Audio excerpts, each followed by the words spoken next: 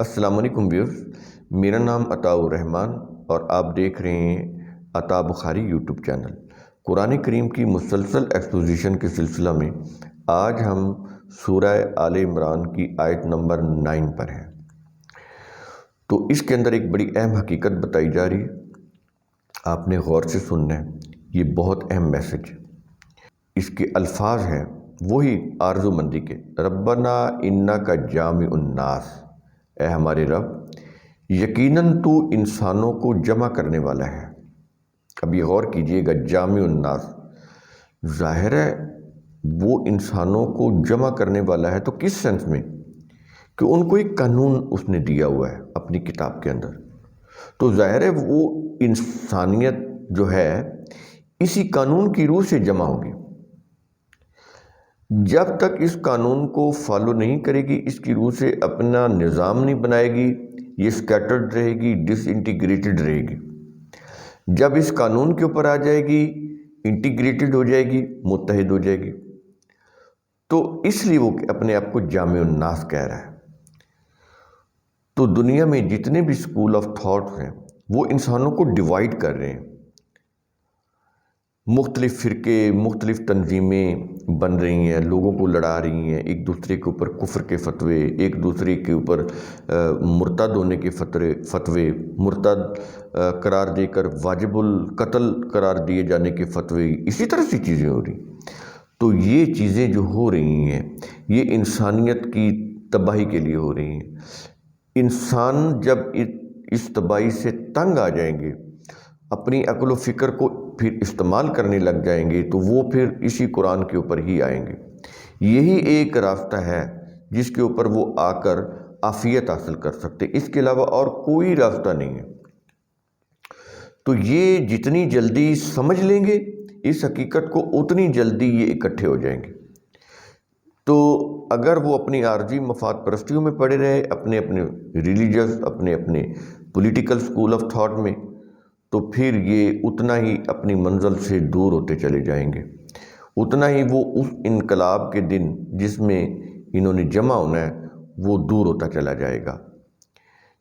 یہ چیز بڑی اہم ہے، اس کے اوپر کبھی آپ غور کریں تو آپ کو یہ چیزیں سمجھ آ جائیں گی۔ شاید یہ اتنی تھوڑے سے ٹائم میں آپ کو نہ سمجھا پاؤں، میں تو گائیڈ ہی کر سکتا ہوں، سمجھنا تو آپ نہیں ہے۔ تو ربنا انکا جامع الناس، اے ہمارے رب یقیناً تو انسانوں کو جمع کرنے والا ہے، کس کے اوپر؟ اپنی رہنمائی سے ایک پوائنٹ آف ویو کے اوپر جمع کرنے والا ہے، ایک قانون کے اوپر جمع کرنے والا ہے جو اس کتاب کے اندر ہے، قرآن کے اندر ہے۔ اور پھر کیسے؟ لیوم لا ریب فیہ، یہ اس انقلابی دور میں ہو کر رہے گا جس کے واقع ہونے میں کوئی شک نہیں ہے۔ بتا رہا ہے کہ وہ دور آنے والا ہے، آئے گا وہ۔ تو یہ یوم کا مطلب دن بھی ہوتا ہے، لیکن یوم کا مطلب دور بھی ہوتا ہے، زمانہ بھی ہوتا ہے۔ کہتا ہے ایسا زمانہ آئے گا۔ تو جتنا جلدی تم سمجھ لو گے، جتنا جلدی تم عقل و فکر کی روح سے کام لے کر یہ جو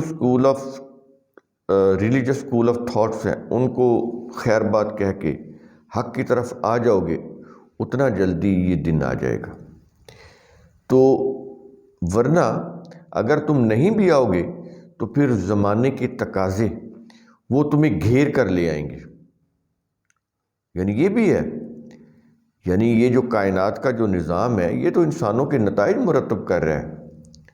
انسان بیج زمین میں بوتا ہے، وہی بیج جو ہے وہ اگتا ہے، اور وہی اگتا ہے جو وہ بوتا ہے۔ تو یہ اس مثال سے قرآن سمجھاتا ہے کہ تمہارا یہ ایک حرکت کا نتیجہ کائنات مرتب کر رہی ہے، تو اس کو تم بدل نہیں سکتے۔ تو ایک تو یہ ہے نا کہ انسان خود آ جائیں، سوچ کر سمجھ کر صحیح راستے پر آ جائیں، صحیح ایک پوائنٹ پر آ جائیں۔ اگر یہ نہیں آتے تو پھر اس نے کائنات کا نظام ایسا بنایا ہے جو ان کو گھیر کر صحیح راستے پر لے آئے گی۔ میں آپ کو ایک مثال دیتا ہوں۔ پہلے جرائم سے بچ جاتے تھے، انسانوں نے عقل استعمال کی، ڈی این اے معلوم کر لیا۔ اب ڈی این اے ٹیسٹ سے کتنے کریمنلز ہیں جو پکڑے گئے، کتنے جرائم ہیں جو اس ٹیسٹ سے پکڑے گئے۔ اس سے پہلے جب فنگر پرنٹس آیا تو کتنے لوگ فنگر پرنٹس کی وجہ سے پکڑے گئے اپنے جرائم سے۔ تو کائنات میں یہ چیزیں ہو رہی ہیں، سی سی ٹی وی کیمراز آ گئے، بایو میٹرک وہ مشین آ گئی، یہ ساری چیزیں آپ کی فوٹیج ریکارڈ ہو رہی ہوتی ہے، وہ اس سے آپ پکڑے جاتے ہیں، اپنی آواز کی ریکارڈنگ سے پکڑے جاتے ہیں، ڈی این اے ٹیسٹ سے پکڑے جاتے ہیں۔ تو آپ جتنا مرضی سمارٹ ہو جائیں بچنے کی کوشش کریں۔ موبائل جو ہیں یہ پکڑوا رہا ہے انسانوں کو، یہ پہلے نہیں تھا، آ گیا نا یہ چیزیں۔ تو کائنات کے اندر آہستہ آہستہ چیزیں ایسی آ رہی ہیں، وہ موجود تھیں، انسان تو صرف ان کو ڈسکور کر رہا ہے۔ تو انسان خود بخود اپنا وہ جو مکافات کا جو قانون ہے، جو اپنے متعلق اللہ نے انسانوں کے متعلق جو بنایا ہے، اس کی لپیٹ میں، اس کی گریپ میں خود بخود اپنے آپ کو دیتا چلا جا رہا ہے۔ یہ ہے کہ اس کا ایک ایک قدم اس اللہ کے قانون مکافات کی طرف بڑھتا چلا جا رہا ہے۔ یہ جتنا مرضی بچنا چاہے بچ ہی نہیں سکتا، اس کو کوئی اسکیپ ہی نہیں ہے۔ تو یہ چیز اس کے اندر کہی جا رہی ہے کہ جتنا جلدی تم اپنے ریلیجس اسکول آف تھاٹ سے نکل کر قرآن کے اصولوں کے اوپر آ جاؤ گے، اس کے مطابق نظام بنا لو گے، اتنا ہی جلدی تمہارے لیے بہتر ہے۔ اگر تم ایسا نہیں کرو گے تو وہ تو پھر جامع الناس ہے، وہ اس نے تو انسانیت کو ایک وقت اکٹھے کرنا ہے، تو وہ جو پروسیجر ہے وہ بڑا لمبا ہے۔ اس کا جو پروسیجر ہے جمع کرنے کا، کائنات کے آگے بڑھنے کی جو رفتار ہے، وہ تو پھر اپنے حساب سے چل رہی ہے۔ اس کی رفتار ہماری رفتار اور ہے، ہماری تو 100 سال کی زندگی ہے میکسیمم، تو کائنات کو تو 14.25 ارب سال ہو گئے، تو آگے پتہ نہیں کتنا یہ کائنات چلے گی۔ تو اس کی رفتار اپنی ہے، تو پھر اس کی رفتار سے وہ دن آئے گا۔ اگر ہم اپنی رفتار سے وہ دن نہیں لانا چاہتے تو ٹھیک ہے، اس میں تو پھر نسلیں جو ہیں وہ ختم ہو جائیں گی، لیکن وہ دن پھر آ کر رہے گا جس کے واقع ہونے میں کوئی شک نہیں ہے۔ اس لیے وہ کہہ رہا ہے کہ لیوم لا ریب فیہ، کہ اس انقلابی دور میں یہ اس انقلابی دور میں ہو کر رہے گا جس کے واقع ہونے میں کوئی شک نہیں ہے۔ اس لیے پھر آگے کہتا ہے کہ اللہ کا جو وعدہ ہے، جو قانون ہے، وہ اپنے قانون کی خلاف ورزی نہیں کرتا۔ تو بتانے کا مقصد یہ ہے کہ وہ دور آ کر رہے گا۔ بہتر ہے کہ تم خود سوچ کر سمجھ کر اس الدین کے اوپر آ جاؤ۔ الدین کا مطلب ہی ضابطہ حیات ہوتا ہے، دستور ہوتا ہے، نظام حیات ہوتا ہے۔ تو کہتا ہے اس کے اوپر آ جاؤ۔ تو اگر اس کے اوپر آ جاؤ گے تو عافیت مل جائے گی، اگر نہیں آتے تو پھر یہ کائنات اپنی رفتار سے زمانے کے تقاضے تمہیں گھیر کر اس طرف لے جائیں گے۔ تو اس وقت پھر تمہارے یہ جو جتنے بھی دھوکے ہیں، جتنے بھی تم نے اپنے آپ کو دیے ہوئے ہیں، تمہارے جتنے بھی یہ جو ریلیجس اسکول آف تھاٹ ہیں، تمہارے پولیٹیکل اسکول آف تھاٹس ہیں جو تمہیں ڈیوائیڈ کر رہے ہیں، تمہارے اوپر ظلم کر رہے ہیں، تو یہ پھر ٹوٹ جائیں گے، یہ ختم ہو جائیں گے، یہ خاک میں مل جائیں گے۔ تو جب یہ خاک میں مل جائیں گے تو پھر لوگ جو ہیں وہ الدین، ضابطہ حیات، وہ جو زندگی کا جو نظام ہے جو صحیح، وہ اس کے اوپر آ جائیں گے، جس کے قوانین اس کتاب کے اندر ہے، قرآن کے اندر۔ تو یہ سمجھا آپ نے کہ کتنے اہم حقائق ہیں اس آیت کے اندر، جس کو ہم بظاہر ایسے ہی ہم پڑھ کے ثواب کی نیت سے آگے گزر جاتے ہیں، تو بہت بڑے حقائق ہیں۔ ان اللہ لا یخلف المیعاد، پیچھے کہا گیا ہے کہ لا ریب فیہ، ایسا انقلاب کا دن آ کر رہے گا، اس میں کوئی شک و شبہ کی گنجائش نہیں۔ تو یقین رکھو کہ یہ دن آئے گا، اللہ کا دین غالب ہو کر رہے گا تمام ادیان کے اوپر۔ جتنے بھی انسانوں نے اپنے اپنے مذاہب، ریلیجنز بنائے ہیں، یہ اس کے اوپر غالب آ کر رہے گا۔ اس کی جو کتاب ہے، قانون، وہ تمام انسانوں کے جتنے بھی بنائے ہوئے قوانین ہیں، وہ ان کے اوپر غالب آ کر رہے گا۔ انسانوں کے خود ساختہ سیاسی، معاشی، مذہبی قوانین ختم ہو کے رہ جائیں گے۔ تو جب یہ ہوگا تو ڈیفینیٹلی تو اس کا دین غالب آ جائے گا، پھر ریلیجن اور ان کے وہ سیکٹس، ان کے جتنے بھی فرقے، وہ تو پھر نہیں ہوں گے، اختلافات ان کے وہ بھی ختم ہو جائیں گے۔